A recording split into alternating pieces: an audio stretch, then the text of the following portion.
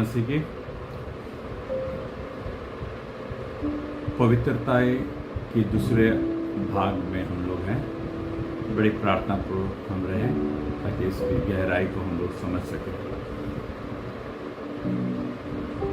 Romeo 6वां अध्याय उसके 5 से 13 तक वचन को हम लोग देखेंगे। पवित्र आत्मा मेरी देह पर विजय के योग्य बनाता है, क्योंकि यदि हम उसकी मृत्यु की समानता में उसके साथ जुट गए हैं तो निश्चय उसके जी उठने की समानता में भी जी उठेंगे। क्योंकि हम जानते हैं कि हमारा पुराना मनुष्यत्व उसके साथ क्रूस पर चढ़ाया गया ताकि पाप का शरीर नाश हो जाए, ताकि हम आगे को पाप के दासत्व में ना रहें। क्योंकि जो मर गया वो पाप से मुक्त हो गया। इस विषय में हम लोग पिछले अध्याय में हम लोग अध्ययन किए थे कि जो मरा हुआ व्यक्ति है उसमें प्रतिक्रिया नहीं होती है। अगर हम पाप से मर जाते हैं तो शैतान जो हमारे आंख के सामने जो प्रलोभन ला के रखता है उस पर हमारा विकार और विचारें बंद हो जाएगी, प्रतिक्रियाएं नहीं देगी और हम पाप से मुक्त हो सकते हैं। तो इसलिए ज़रूरी है पाप में मरना, इस संसार में हमारा मरना ज़रूरी है, ताकि संसार के में आने वाले प्रलोभन से हम और आने वाले शैतान जो हमारे जीवन में जो विचारें हमारे अंदर डालती है, युक्तियां हमारे अंदर देती है पाप करने के लिए, उससे हम बच सकते हैं और हम मुक्त हो सकते हैं, पाप से मुक्त हो सकते हैं। इसलिए यदि हम मसीह के साथ मर गए तो हमारा विश्वास यह है कि उसके साथ जिएंगे भी, क्योंकि हम जानते हैं कि मसीह मरे हुओं में से जी उठकर फिर कभी नहीं मरेगा, मृत्यु उस पर प्रभुता नहीं करती। तो जिस प्रकार मसीह मरे हुए में से जी उठा और फिर दोबारा मरने वाला नहीं है, वो जीवित है, अमर है, मृत्यु उस पर प्रभुता नहीं कर सकती। क्योंकि जो मर गया वो पाप के लिए एक बार मर गया, परंतु जो जीवित है परमेश्वर के लिए जीवित है। तो ये हमारे अंदर होना चाहिए कि हम एक बार पाप के लिए मर गए हैं और आज हम जीवित हैं तो परमेश्वर के लिए जीवित है। तो बार बार यानी कि पाप कर लिए, उसके बाद फिर क्षमा मांग लिए, परमेश्वर में पवित्रता की ओर आगे बढ़ गए, फिर एक प्रलोभन और एक युक्ति शैतान दे दिया तो उसमें जाके हम फिर पाप कर गए।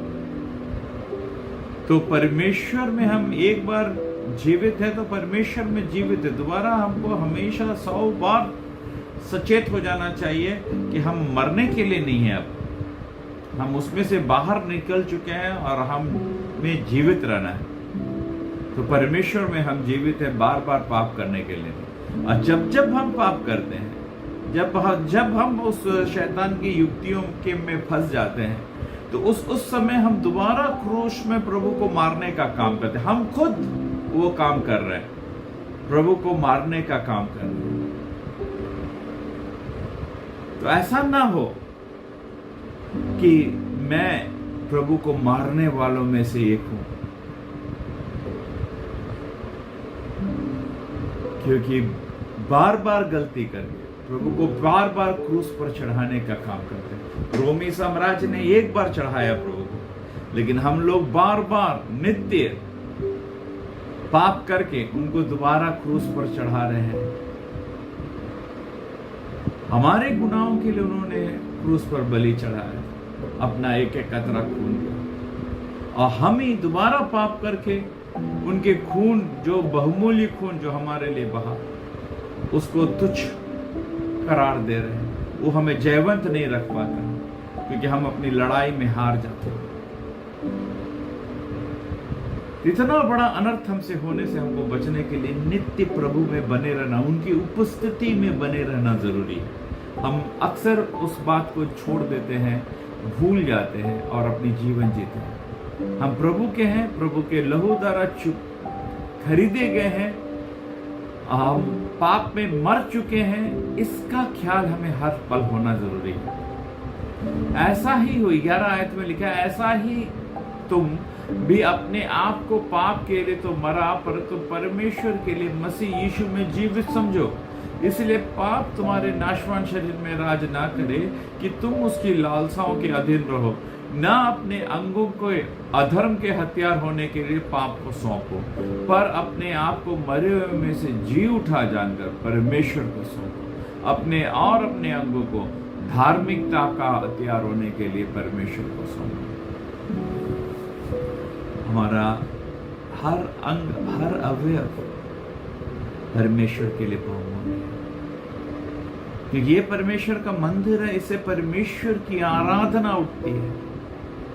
हमारा हर कृत्य एक आराधना है परमेश्वर। अगर हम पाप कर रहे हैं, गलत कर रहे हैं, लालसाओं में पड़े हैं, अपनी वासनाओं को पूरा कर रहे हैं, तो हम कैसी आराधना परमेश्वर को दे रहे हैं? इसका मतलब जहां पाप है वहां पवित्र परमेश्वर इस मंदिर में वास नहीं कर सकता है। इसका मतलब अगर हम उस लालसाओं में पड़े हैं और हमारे शरीर से गलत कामों को कर रहे हैं, तो कोई और है परमेश्वर। पवित्र परमेश्वर प्रभु यीशु नहीं है इस मंदिर में, कोई और इसमें है जिसकी आराधना हम कर रहे हैं। पाप के द्वारा, लालसाओं को पूरा करके, शैतान की युक्तियों में चल करके, अपनी वासनाओं में विकारों को शांत करने के लिए दिन भर इधर उधर दौड़ रहे, चोरी छुपे, लोगों के सामने पवित्र पवित्र, कलीसिया में जाना आना और अपना व्यक्तिगत जीवन पाप भरा, दोहरी जीवन, दूचिता मन जिसे प्रभु घृणा करता है, वैसे मन के अधिकारी हम हो जाते हैं। बड़ा अनर्थ करते हैं सब। अपने आप को हम लोग संभालें, ऐसा हमारे जीवन में ना हो। रोमियो 14 से 17 उसी अध्याय का हम लोग देखेंगे तो देखते हैं हम कौन है। पवित्र आत्मा हमें गवाही देता है, तब तुम पर पाप की प्रभुता ना होगी, क्योंकि तुम व्यवस्था के अधीन नहीं वरन अनुग्रह के अधीन हो। तो क्या हुआ? हम इसलिए पाप करें कि व्यवस्था के अधीन नहीं वरन अनुग्रह के अधीन है? कदापि नहीं, क्योंकि तुम नहीं जानते कि जिसकी आज्ञा मानने के लिए तुम अपने आप को दासों के समान सौंप देते हो, उसी के दास हो, चाहे पाप के जिसका अनंत मृत्यु है, चाहे आज्ञा मानने के जिसका अनंत धार्मिकता है। परंतु परमेश्वर का धन्यवाद हो कि तुमको पाप के दास थे, अब मन से उस उपदेश के मानने वाले हो गए जिसके सांचे में ढाले गए थे। ये हमने आपको बता चुका है कि अब हम पाप के दास नहीं, लेकिन आज्ञा मानने वाले अनंत धार्मिकता के हम लोग दास हैं। इसलिए परमेश्वर को धन्यवादी हमें होना है। 6 अध्याय के 18 से 23 तक अगर हम पढ़ते हैं तो और पाप से छुड़ाए जाकर धार्मिकता के दास हो गए। मैं तुम्हारी शारीरिक दुर्बलता के कारण मनुष्यों की रीति पर कहता हूँ, तुमने अपने अंगों को अशुद्धता और कुकर्म के दास करके सौंपा था, वैसे ही अब तुम अपने अंगों को पवित्रता के लिए धार्मिकता के दास करके सौंपो। तो जिन बातों में अब तुम लज्जित होते हो, उनसे उस समय तुम क्या फल पाते थे, क्योंकि उनका अंत तो मृत्यु है। परंतु अब पाप से स्वतंत्र होकर और परमेश्वर के दास बनकर तुमको फल मिला, जिससे पवित्रता प्राप्त होती है और अनंत जीवन है। ये एकदम क्लियर है हमारे सामने। पाप से स्वतंत्र होकर परमेश्वर के दास बनकर तुमको फल मिला, जिसमें पवित्रता प्राप्त होती है। पाप से स्वतंत्र होकर हमें क्या मिलती है? पवित्रता प्राप्त होती है, और जिसका अंत अनंत जीवन। ये हमको कभी नहीं भूलना है हमारे जीवन में, क्योंकि पाप की मजदूरी तो मृत्यु है, परंतु परमेश्वर का वरदान हमारे प्रभु मसीह यीशु में अनंत जीवन है। 23वें आयत में लिखा है, क्योंकि पाप की मजदूरी मृत्यु है, परंतु परमेश्वर का वरदान हमारे प्रभु यीशु मसीह में अनंत जीवन है। रोमियो 8वां अध्याय का थोड़ा अध्ययन करेंगे 26 से 27 तक। इसी रीति से आत्मा भी हमारी दुर्बलता में सहायता करता है, क्योंकि हम नहीं जानते कि प्रार्थना किस रीति से करना चाहिए, परंतु आत्मा आप ही ऐसी आहें भर भर कर जो बयान से बाहर है हमारे लिए विनती करता है। और मनों को जांचने वाला पर जानता है कि पवित्र आत्मा की मनसा क्या है, क्योंकि वह पवित्र लोगों के लिए परमेश्वर की इच्छा के अनुसार विनती करता है। हमारे अंदर देखिए, जब हम परमेश्वर के अनुसार चलते हैं तो हमारी आत्मा हमारे अंदर अपने आप, हम जिस परिस्थिति से होके जाते हैं, जो विषय का हम सामना करते हैं, उसके लिए आहें भर करके हमारी आत्मा, पवित्र आत्मा आहें भर के प्रार्थना विनती करती है।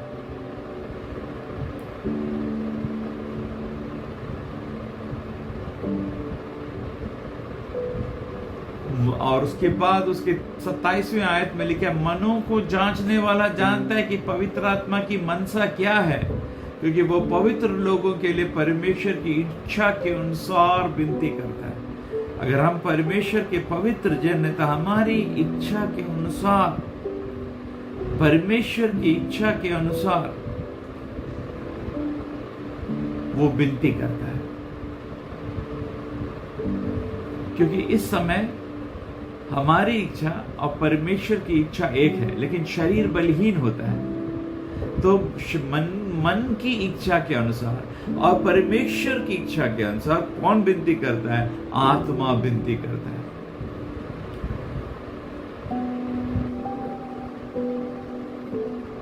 ये बहुत बड़ा रहस्य है। मनों को जांचने वाला जानता है कि पवित्र आत्मा की मनसा क्या है। तो ये पवित्र आत्मा हमारे अंदर रहेगी तभी हमारे अंदर वो मनसा होगी कि नहीं, शरीर तो कमजोर है, शरीर तो चाहता है पाप करे, लेकिन मन कहता है कि नहीं नहीं, हमको नहीं पाप करना है, नहीं नहीं, हमको गलत नहीं होना है। तो हमारे अंदर की आत्मा अंदर आप प्रार्थना करेगी, हमारी मनसा के अनुसार प्रार्थना करेगी कि परमेश्वर की इच्छा के अनुसार वो विनती करती है। पवित्र आत्मा अपने लोगों के लिए परमेश्वर की सुरक्षा और योजना की पुष्टि भी करता है। देखिए 28 में क्या लिखा है, और हम जानते हैं कि जो लोग परमेश्वर से प्रेम रखते हैं उनके लिए सब बातें मिलकर भलाई ही को उत्पन्न करती है, अर्थात उन्हीं के लिए जो उसकी इच्छा के अनुसार बुलाए गए हैं। क्योंकि जिन्हें उसने पहले से जान लिया है उन्हें पहले से भी ठहराया है, पहले से ठहराया भी है, और उसके पुत्र के स्वरूप में हो, ताकि वो बहुत भाइयों में पहलौठा ठहरे। पुत्र के स्वरूप में होने के लिए वो पहले से ठहराया है उसको, जिसे परमेश्वर ने पहले से जान लिया है। तो हमारे जीवन में कोई भी परेशानी आती है, कोई भी तकलीफ आता है, वो एक ढाल, हमें ढालने का काम करता है, हमारे ऊपर वो रेंदा रखने का काम करता है, ताकि हम परमेश्वर के स्वरूप में, पुत्र के स्वरूप में ढाले जाए।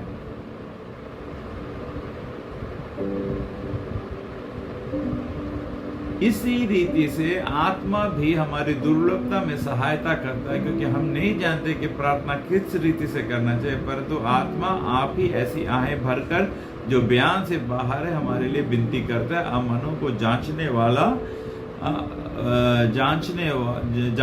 वाला जानता है कि पवित्र आत्मा की मनसा क्या है, क्योंकि वह पवित्र लोगों के लिए परमेश्वर की इच्छा के अनुसार विनती करता है। ये हम देखें, परमेश्वर की इच्छा के अनुसार पवित्र आत्मा विनती करता है, और वहां पर 28 में बताता है कि हम जानते हैं कि जो लोग परमेश्वर से प्रेम रखते हैं उनके लिए सब बातें मिलकर, हम लोग को अभी बुरा लग रहा होगा, समय के हिसाब से सब कुछ हम जैसे हम चाहे वैसा नहीं हो रहा होगा, भलाई को उत्पन्न करती है, अर्थात उन्हीं के लिए जो उसकी इच्छा के अनुसार बुलाए गए। अगर हम उनकी इच्छा के अनुसार बुलाए गए हैं तो सारी बातें मिलकर भलाई के लिए उत्पन्न करती हैं, क्योंकि जिन्होंने उसने पहले से जान लिया है उन्हें पहले से ठहराया भी है उसके पुत्र के स्वरूप में, ताकि वह बहुत भाइयों में पहलौठा ठहरे। हम उसके पुत्र के स्वरूप में होने के लिए, जब हम तकलीफ में पड़ते हैं, परेशानियां से घिरते हैं, हम उस पार नहीं कर पाते हैं, हमारी इच्छा के अनुसार नहीं होता है, प्रतिकूल वातावरण रहता है, समझ लीजिए हम पर रेंदा पड़ रहा है, ताकि हम नम्र और दीन उसके स्वरूप में हम ढाले जाएं।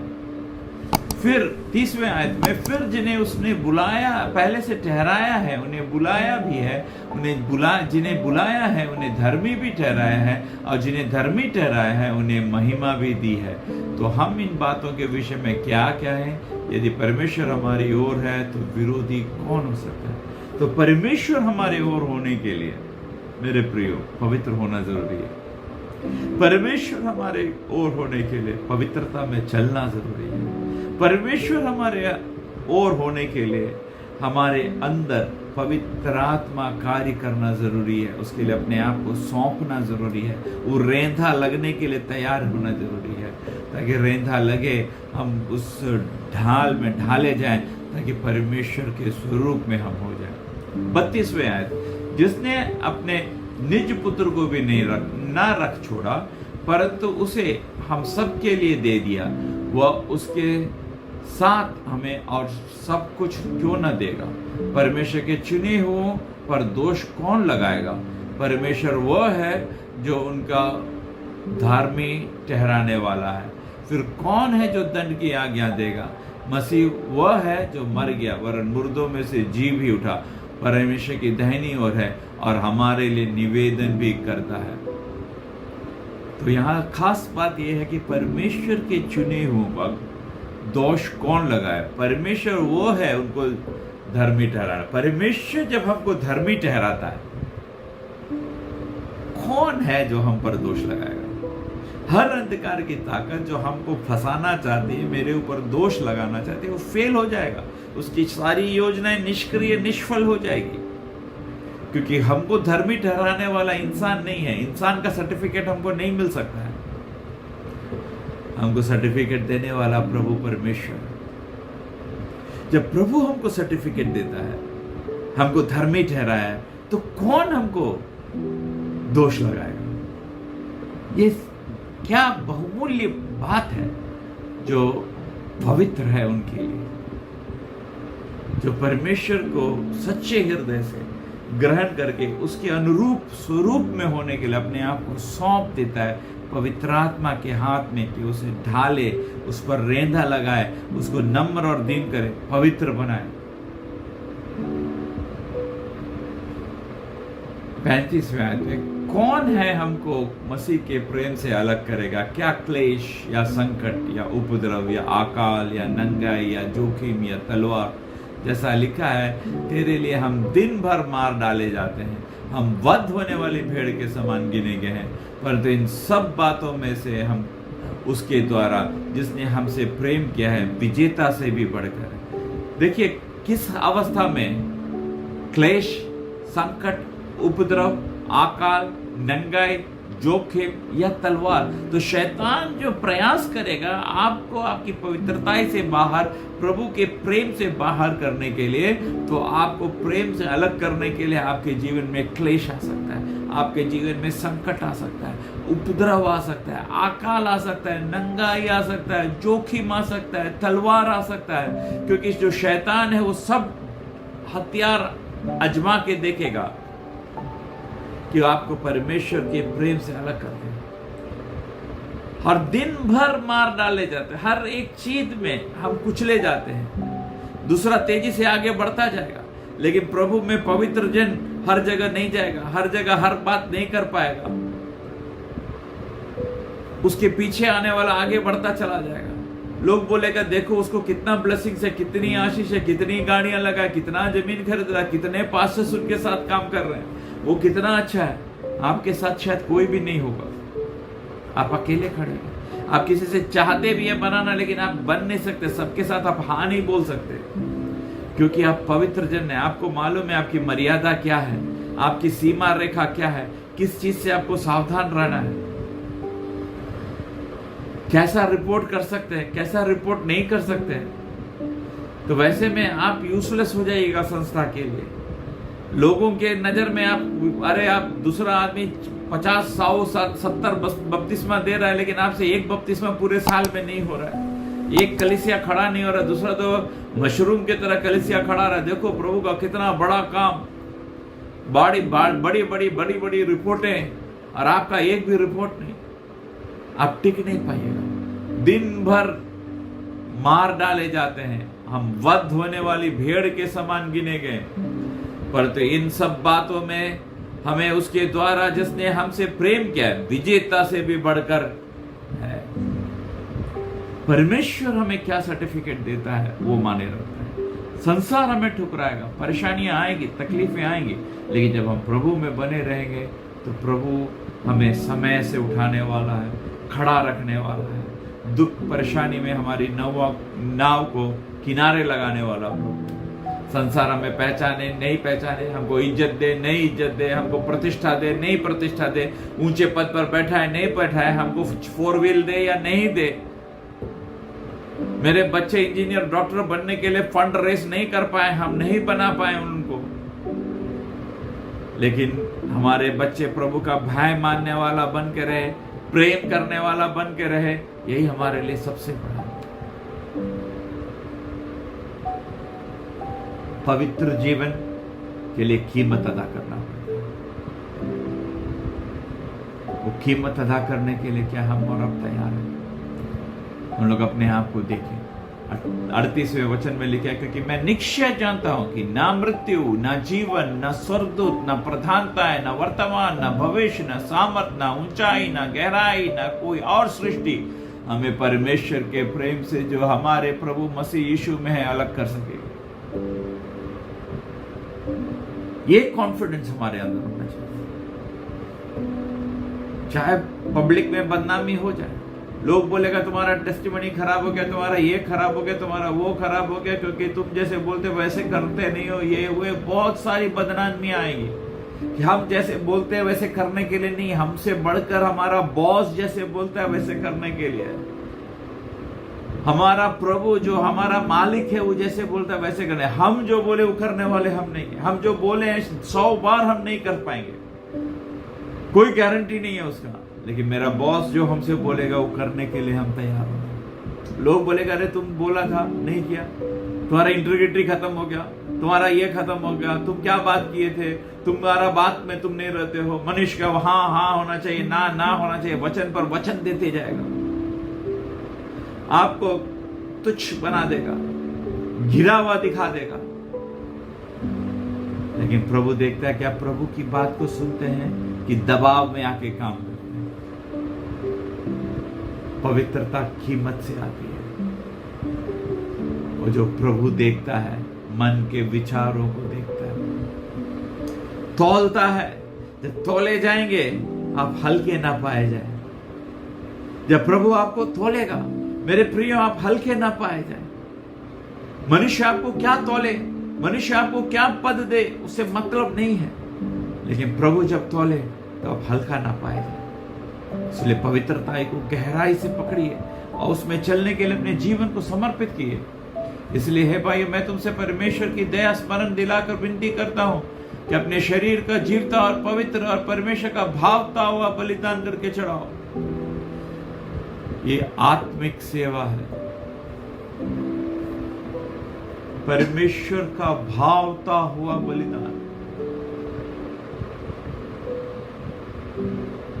जीवित, पवित्र और परमेश्वर का भावता हुआ बलिदान करके चाहिए। ये हमारी आत्मिक सेवा हर रोज नित्य उठते बैठते चलते फिरते हमको देखना है कि हमारा जीवन जीवित, पवित्र और परमेश्वर को भावता हुआ है कि नहीं। ऐसा नहीं है, जाने अनजाने में हमसे गलती हुई है तो पश्चाताप करें, प्रभु से माफी मांगे, अपने आप को प्रभु के हाथ में सौंपें, ताकि हमारा जीवन एक नए सिरे से बदल के पवित्रता ही में आगे बढ़ने के लिए प्रभु हम लोग को तैयार कर सके। प्रभु आप लोग को आशीष दे। आने वाले दिनों में हम 3रे अध्याय पर जाएंगे और गहराई से इसकी भेद को समझेंगे, पवित्र जीवन। प्रभु आप लोग को आशीष दे। जय मसीह।